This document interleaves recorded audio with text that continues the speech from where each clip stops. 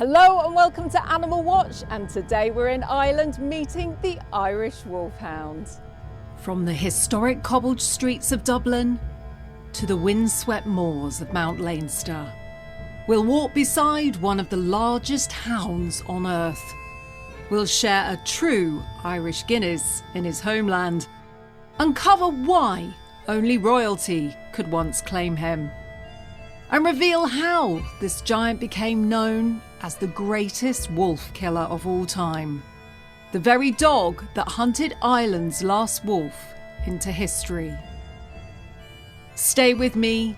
This is a story of power, tragedy, and the haunting legacy of Ireland's most noble and iconic hound, the Irish Wolfhound.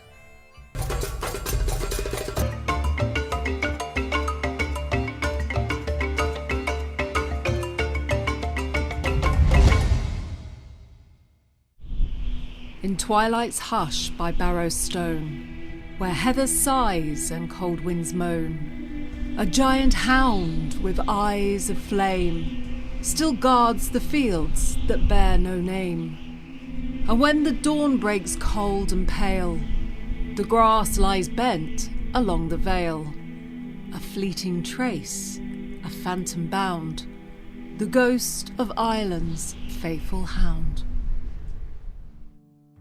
An ancient breed with an ancient soul, said to go back 2,000 years. His all-knowing eyes and wiry wizard beard echoes into centuries of existence, which birthed in a land of history and beauty. He's the tallest dog breed in the world, with some reaching 37 inches at the shoulder and 7 feet while standing on their rear legs. According to sources, if you take the average of 80 Irish Wolfhounds and 80 Great Danes, the Wolfhounds will win, hands down. Weighing 90 kilograms plus, which is over 200 pounds, this gentle giant could easily crush a small person. Loved by thousands, this iconic breed attracts crowds wherever he walks. His shaggy beard, imitating an old wizard casting his spells on transfixed eyes wherever he goes. A breed that once could only be owned by royalty and aristocracy. However, this beguiling hound also holds a dark legacy. As a renowned wolf killer, the dog that put an end to the last wolf's reign in Ireland forever. This fascinating and esoteric hound has such a tale to tell, one that can only be told from the shores of the homeland, the Emerald Isle. His story is one of awe, sadness, and then re-emergence. For the wolfhound you see today is not all that he appears. Is he an imposter cloaked in new bloodlines, or a ghost resurrected, brought back to honour a legend too great to lose? To answer that, I've flown to Ireland, the birthplace of this giant, to walk in his shadow and uncover his truth. Here in Dublin, I'm about to meet a very special pack of Irish Wolfhounds. The anticipation prickles my skin, for few breeds carry such weight of history, such haunting majesty as this one. These hounds belong to the Wolfhound Experience, guided by Wayne McMahon. With his loyal pack and what I can only describe as an order of wizards. Wayne leads his wolfhounds through Dublin's cobbled streets and ancient castles, transporting thousands back in time to when the sight of these giants commanded silence, awe, and respect from all who beheld them. Hi, my name is Wayne McMahon, and I have 12 Irish Wolfhounds. So I operate the Wolfhound Experience in Dublin City. My pack are kind of celebrities around the city now. So we have Barra here, okay, he will actually eat all the other dog food. Okay, so we have to watch him when he's having food. We have Bran, who is a bit of a COVID baby, so he's aloof, okay, he likes to be just with me all the time. So a lot of Irish Wolfhounds, they have all different personalities. We have Brendan here, who can go between being really friendly with people some days and another day just completely standoffish. So it depends on Brendan's mood. Okay, he's a bit moody. We've got Mac, who's very, very cuddly, very affectionate. He's also the alpha in the pack. So he does a lot of walking around, shouldering and growling at some of the wolfhounds. He's never really caused a problem, only when maybe one of the females in heat. For a lot of the photos, we'd put Mac in the middle because he's like the cream at the top of the Guinness, and then the lads beside him is like the Guinness settling. We've got Tara, the mama, and she is the cuddler. So she will go straight to anybody. She's probably the only wolfhound who would leave me behind. So spellbound are the crowds that Wayne and his mighty hounds can scarcely take a step without halting the flow of the city itself. Today I'll discover firsthand what it feels like to stand at the very centre of Dublin's gaze.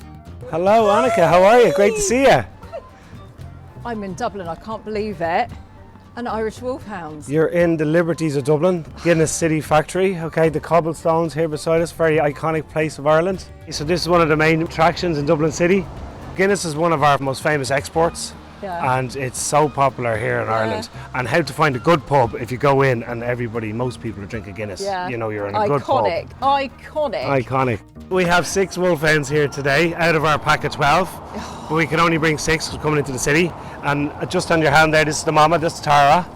She's lovely, she's like snuggling into me. Yeah, she absolutely loves attention. Hello, Tara. Well, we got a fantastic adventure ahead of us, haven't we? You're going to take me around Dublin. Yeah. And we're going to go out to the countryside and everything, and we're going to truly see beautiful Irish wolfhounds in beautiful Ireland. An iconic beginning to an iconic journey. Irish wolfhounds, Guinness, and Ireland itself. A true bucket list moment. And clearly I wasn't alone in my awe. As Wayne and his giants strode beside me, the city seemed to pause. Tour buses slowed, cameras flashed, and crowds gathered to capture Ireland's most legendary hounds. Filming became almost impossible. Every step drew a wave of phones raised high, eager to catch a glimpse of this living history.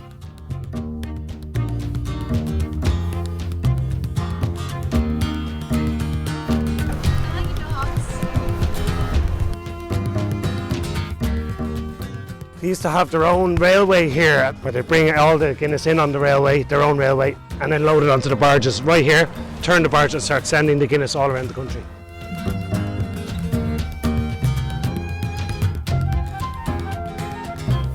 At New Year's, they have to come and change the year on the gate. So it's 1759 to 2025. So every year you can come here and watch the guys paint it on. It's a nice event. And after the scent of fresh Guinness drifted from the factory gates, there was only one fitting next step: to walk the famed streets of Temple Bar and sit down to savour the perfect pint. It was as though the Irish Wolfhound embodied Ireland itself, the crowds gathering in reverence, drawn to his sheer presence and majesty. The aura he carried was nothing short of breathtaking. The expressions on people's faces told the story better than words ever could. Awe, wonder, and pride. At last we reached the famous Temple Bar. I pressed through the throng to watch the pour of a perfect pint of Guinness, before taking my seat outside to drink in not only the stout, but the very spirit of Dublin. Now, according to Wayne, you have to try and hit the Guinness name label right in the middle on your first swig. Whoops, I think I like my Guinness a little too much. So what I find fascinating about this area is that in the 80s, 70s and 80s, it was a no-go area. It was completely run down. All the property was for sale, the buildings were falling down. And fast forward 50 years, and it's the most hip place to be in Dublin, especially if you're a tourist. If you're Irish, it's just a bit too busy, a little bit maybe expensive because we've got tourist prices here. Most of the bars around here would have music daily. Part of our culture, drinking, socialising, talking, sharing stories, playing music, living life to the full, living day by day. be worrying about the past or the future. Yeah, no. Well, you won't be if you drink a few more of these. Yeah, absolutely. Cheers. Now, Ireland is full of breathtaking castles, which was a fitting set for a dog so closely associated with royalty. One part of Wayne and his troop's job is to help host historic events at Malahide Castle, where tourists arrive to be transported back in time. Wayne's hounds were on call to beckon to every guest's historic fantasy.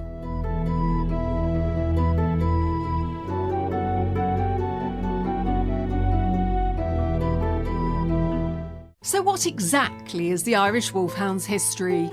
It's a story that should only be told by a true Irish soul with an appropriate royal background. So they really belong to old ancient Ireland, and it's the clans of Ireland is who they belong to. And those families were really the first royalty, if the nobility of Ireland. So they say that Irish poets were the same as an Irish warrior. They had the same status in Irish society. So they were allowed to, an Irish warrior was allowed to, and if you're of royal blood, of clan blood, you're allowed as many as you want. So you have to remember, like, there was no Rolexes, no Lamborghinis, and animals were very much held in high regard like this, and the Irish Wolfhound was up there. They would have traded a lot of wolfhounds throughout history. We know the Romans wrote about them around 391. What they said was all of Rome was in awe of these dogs. They were known to fight in the Colosseum, and they were saying that some men took their own life than fight wolfhounds. They were said to have fought lions.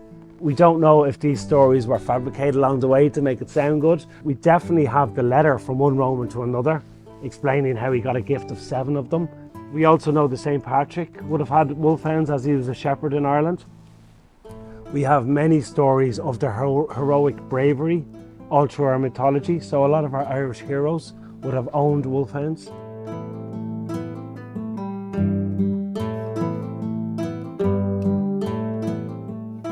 So the Irish Wolfhound is a relatively new name. I think it came in with the Irish Kennel Clubs. The old really name is the Irish Greyhound and the Irish Wolf Dog.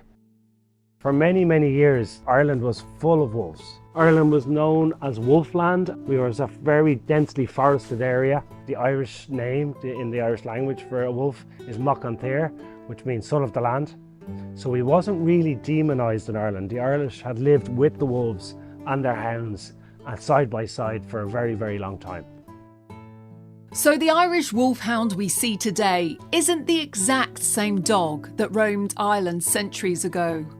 The original breed, the faster working type and more aggressive wolf killer of Celtic and medieval Ireland, nearly disappeared in the 18th century, after the last wolves were exterminated and demand for such a dog faded. We know Ireland has gone through many turbulent times in history.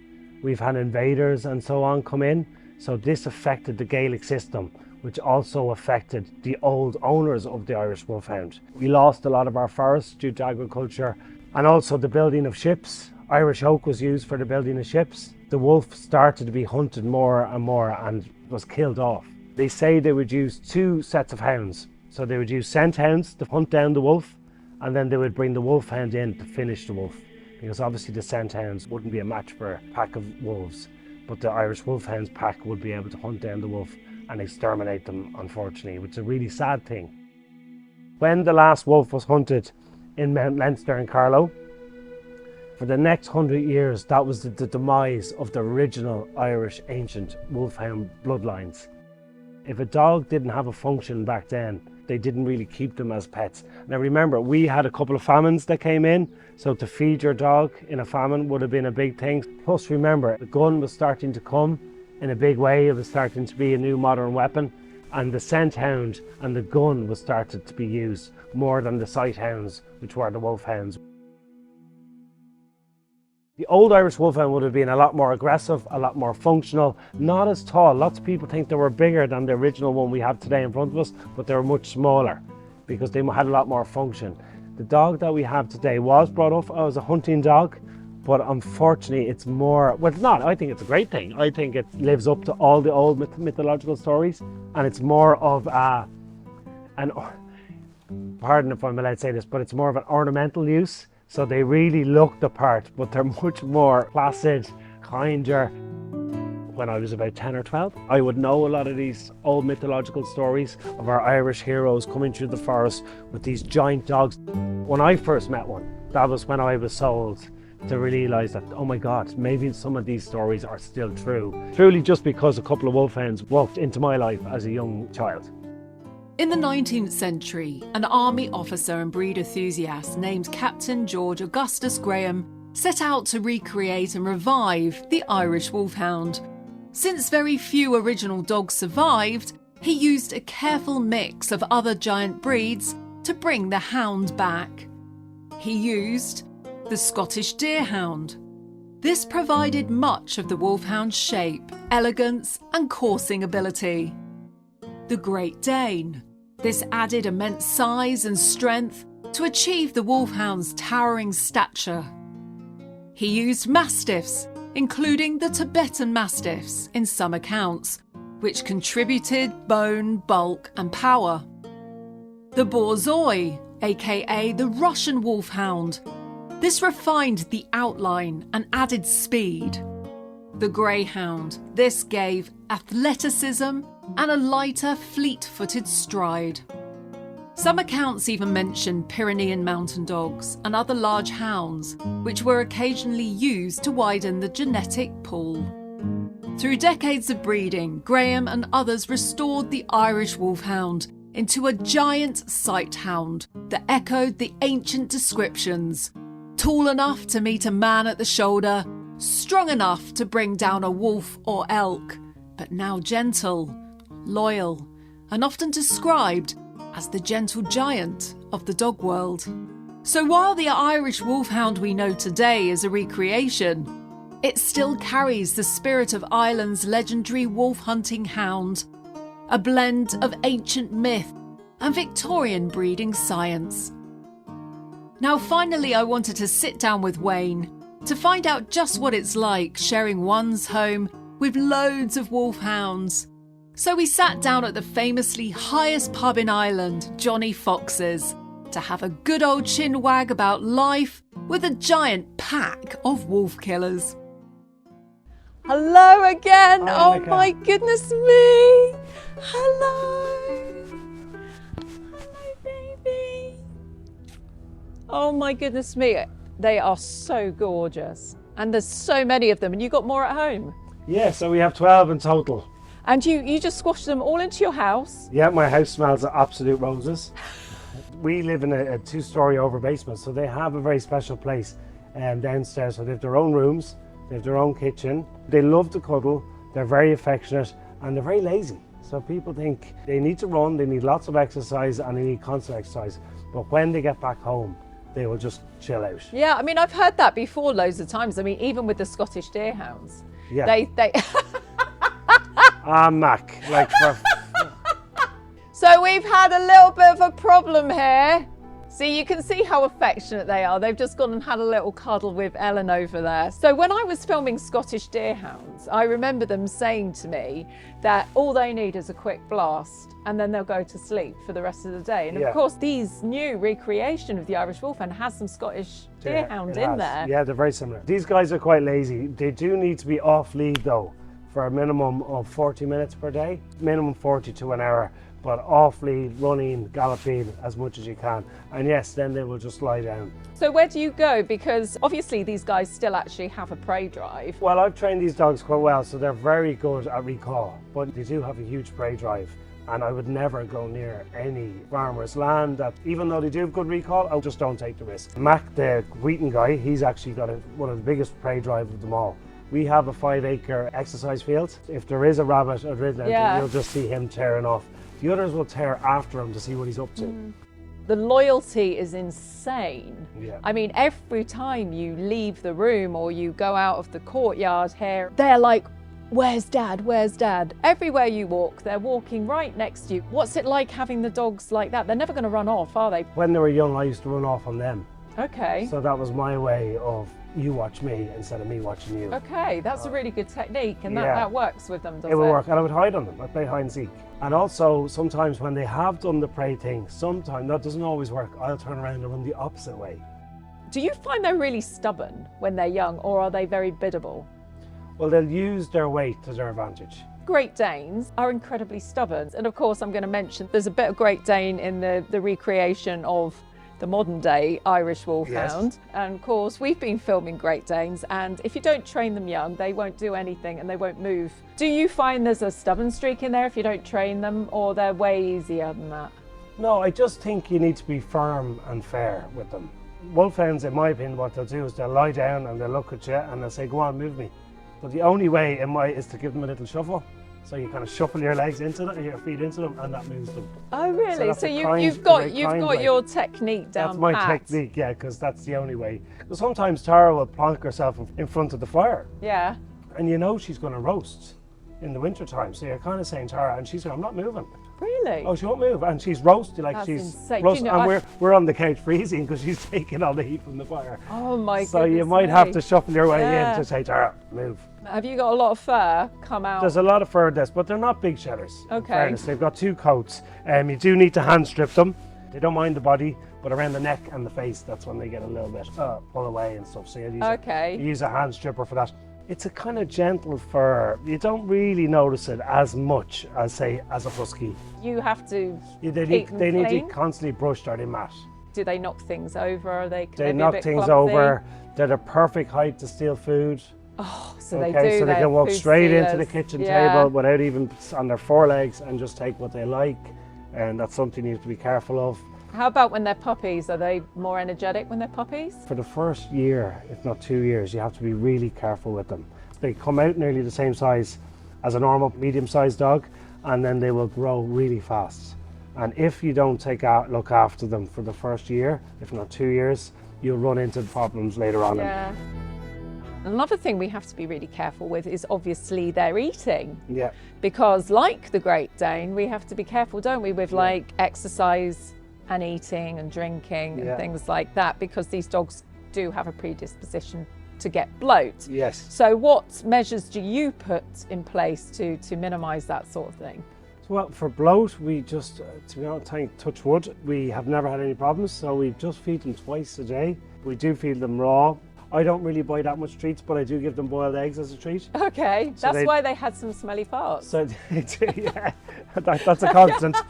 That's, Or maybe that's they something just have take note farts of. anyway. Yeah, and I think one just did one now. He did actually, as you said it literally. on cue.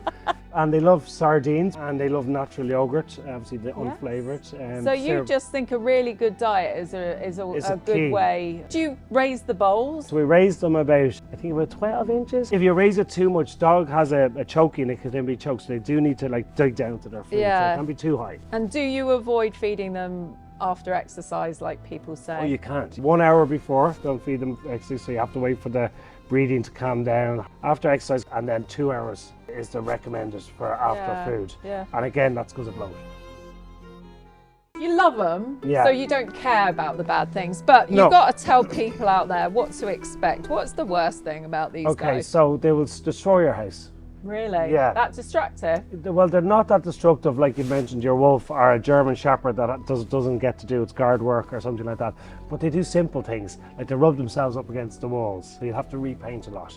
They will scrape if you have wooden floors, they will scrape your wooden floors. One guy figured out how to open the fridge. Okay, and there's not many can do that. And Yeah, he can that's very impressive. He can open a gate as well, and he opens doors, but none of the others do. If they go to the toilet in your house, you're in trouble. On a positive note, what is the most brilliant thing about these dogs? You've all this dog to love. It's just so much dog. And they're so gentle, they're completely attached to their families. If you walk down the street, you'll always have new friends. So we have a female, she's not with us today, called Maeve at home.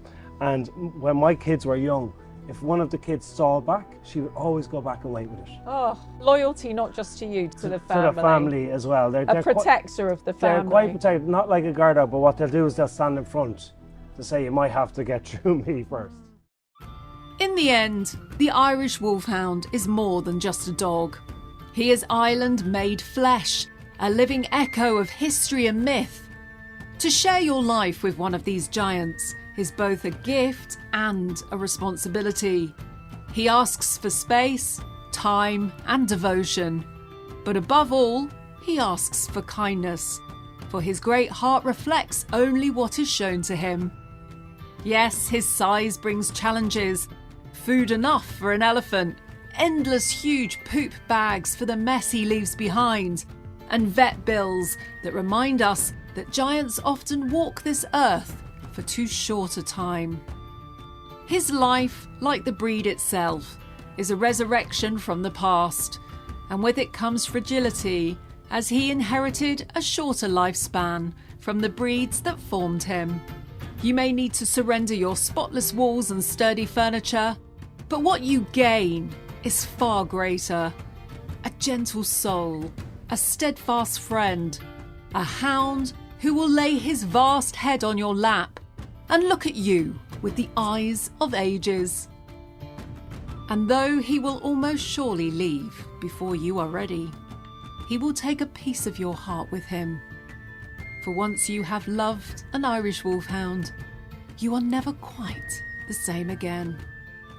Who knows?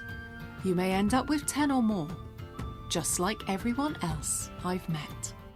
It's been a dream for me to come to Ireland to see Irish Wolfhounds. Honestly, it's a tick that off my bucket list. Yeah, no, And thank you for visiting. if anybody else is coming to Ireland, I come and see this guy, because I tell you what, there's nothing better than walking around Dublin with a whole pack of Irish Wolfhounds. You can go everywhere. You can go to the Guinness brewery, Temple Bar.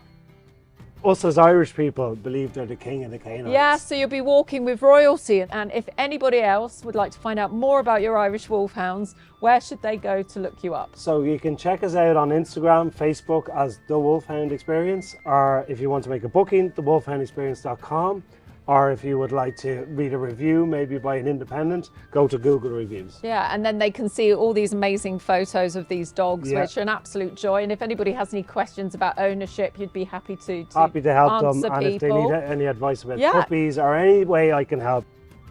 And if you enjoyed this video, then please give us a big thumbs up and subscribe to the channel by clicking the button in the bottom hand corner, and tune in every week where we'll be bringing you more amazing episodes on dogs, wolves, animal rescue and conservation. Bye for now. Quack, quack, quack, quack, quack, quack, quack, quack, quack, quack, quack, quack, quack, quack, quack, quack, quack.